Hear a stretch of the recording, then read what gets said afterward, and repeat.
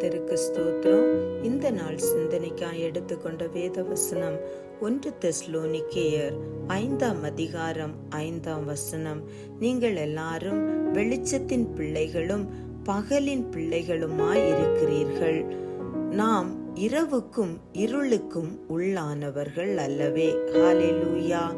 நாம் வெளிச்சத்தின் பிள்ளைகளாய் இருக்கிறோம், இருளுக்குரியவர்கள் அல்லவென்று இந்த வேத வசனம் இந்த நாளிலே நமக்கு வெளிப்படுத்துகிறது.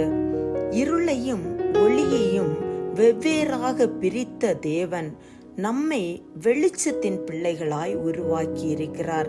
எப்படி எனில், நம் ஆண்டவராகிய இயேசு கிறிஸ்து முகத்தில் உள்ள ஒளியை நம்முடைய இருதயங்களுக்குள்ளே அவர் வைத்து நம் மூலம் அநேகரை வெளிச்சத்தின் பாதையிலே நடத்தும்படியாய் அவர் நம்மை நியமித்திருக்க, நாமோ நம்மில் உள்ள வெளிச்சத்தை மற்றவர்களுக்கு காண்பிக்காதபடிக்கு நாம் இருளுக்குரியவர்களாய் இருளுக்குரிய கிரியைகளை நம்மிலிருந்து வெளிப்படுத்தி கொண்டிருக்கிறோமா என்பதை நாம் சிந்தித்து பார்க்க வேண்டும். ஹல்லேலூயா. இருளுக்குரிய கிரியைகள் என்னவென்றால், தூங்குகிறவர்களாயும் வெறி கொள்ளுகிறவர்களாயும் இருக்கிறார்களாம். தூங்குகிறவர்கள் தேவன் செயலாற்றும்படியாய் பகற்காலத்தை பகலை ஏற்படுத்தி இருக்க, அவர்கள் தங்கள் கைகளை முடக்கி கொண்டு ஒன்றுக்கும் பிரயோஜனமற்றவர்களாய் தேவன் தங்களுக்குள் வைத்திருக்கிற ஒளியை முடக்கி கொண்டு தாங்கள் செயலாற்றாதபடிக்கு ஒன்றுக்கும் பிரயோஜனம் இல்லாதவர்களாய் தேவனை துக்கப்படுத்துகிறவர்களாய் இருக்கிறார்களாம். ஹல்லேலூயா.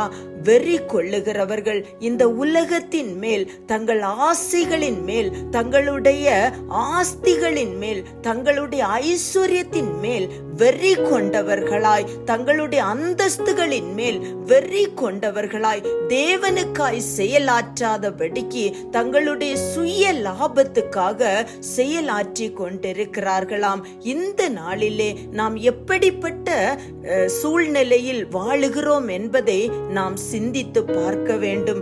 தேவனுக்குரியவர்களாய் அவருடைய வெளிச்சத்தை நமக்குள் வைத்திருக்க, நாம் மற்றவர்களை வெளிச்சத்தின் பாதையிலே நடத்துகிறவர்களாய் இருக்கிறோமா, இல்லது அவருக்காய் செயலாற்றாதபடிக்கு நாம் நமக்காகவும் நம்முடைய காரியங்களுக்காகவும் ஓடிக்கொண்டிருக்கிறோமா என்பதை நாம் சிந்தித்து பார்க்க வேண்டும். அப்படி இருப்போமானால் இந்த நாளிலே நம்மை தேவனுடைய சன்னிதானத்திலே ஒப்பு கொடுத்து அவருக்குள் நம்மை திடப்படுத்தி நம்முடைய கிரியைகளை தேவ சன்னிதானத்திலே ஒப்பு கொடுத்து நாம் மனம் திரும்பும் போது தேவன் நம்மை கொண்டு அநேகரை வெளிச்சத்திற்குள் வழி நடத்த அவர் நமக்கு கிருபை பாராட்டுவார் என்பதில் எந்த சந்தேகமும் இல்லை.